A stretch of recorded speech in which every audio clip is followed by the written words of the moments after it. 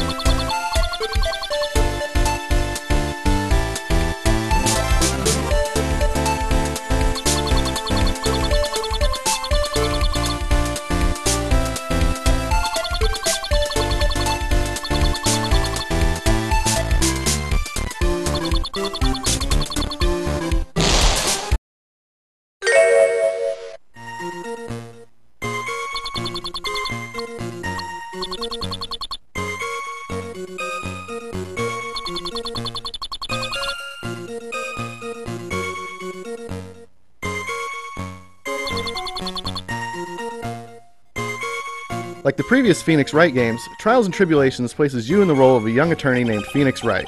But this time, you'll play as a few different people, not just Mr. Wright. A few cases take place several years before the present day, so you get to see an awkward college-aged Phoenix, find out about his deceased mentor, Mia Fey's past, and catch up with a few old friends as well. Returning characters are both a strength and a weakness for the game. Certain people, like Maya and the adorable Pearl, always are so dynamic and likable that they add to the experience, even if their situations change little from game to game.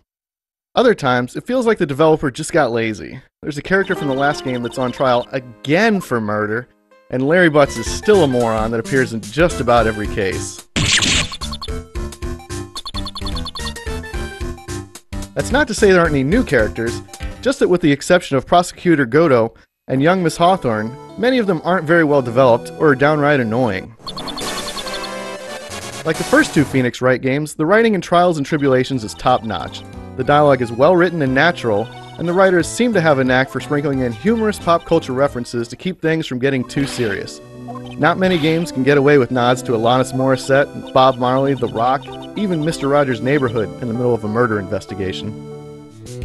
Even though Phoenix Wright is a defense lawyer, you'll spend much of your time out in the field talking to witnesses, examining crime scenes for clues, and then presenting those clues to witnesses to learn more about the case. But not everyone wants to cooperate.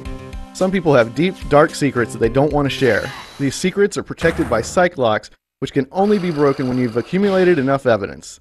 They were an interesting way of mixing up the gameplay in the last game, but they don't feel as fresh the second time around.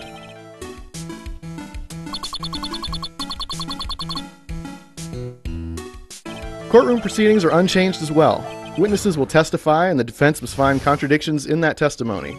This can be done by pressing for more information. When a contradiction is found, you can yell into the DS and then present evidence or character profiles that back up your objection.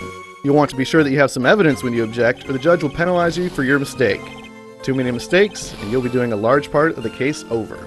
Objection!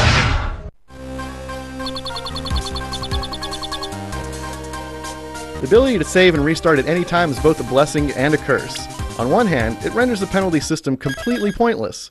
But on the other hand, it makes the game less frustrating, since once again there are times when you just don't know what evidence to present, and the only way to figure it out is through trial and error.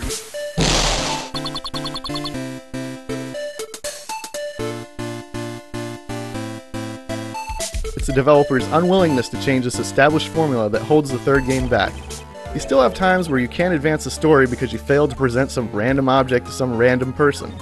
None of the new features like the cool 3D evidence or fingerprint identification introduced in the bonus case in the first game were added to this one. A shame, since there were certainly plenty of times where it would have fit nicely. None of these problems ruin the game though. It's still a long, enjoyable experience. And it's a nice looking one too. Returning characters' animation and artwork has been recycled to the point that even Al Gore thinks Capcom got carried away. But they still look good, as do the new characters. Even with just a few frames of animation, the game can instantly convey a person's mood. And the new backgrounds are nicely done as well, and fit right in with all the backgrounds that are back for a third time. Seriously, isn't the guard in the detention center tired of standing at that door? The music in Trials and Tribulations is fantastic. This is one area of the game where Capcom's incessant recycling of assets doesn't hurt the game. Each person's theme song fits them to a T. Just a few bars into Maya's happy-go-lucky theme and you'll know just what kind of person she is. Equally fitting is the intense music that plays when the stakes are highest at the crucial points of the trial.